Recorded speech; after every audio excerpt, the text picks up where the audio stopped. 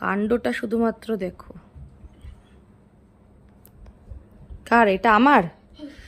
ও মাই god, ও পেঁয়াজও তুই কাটলি?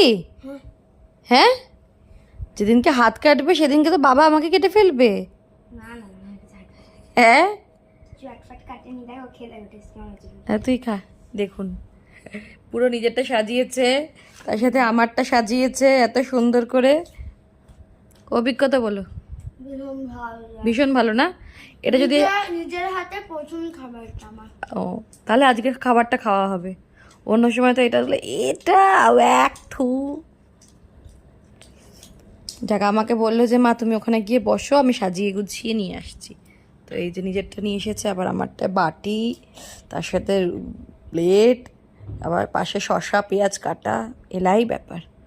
তো চলো আমরা এনজয় করি খাবারটা। কেমন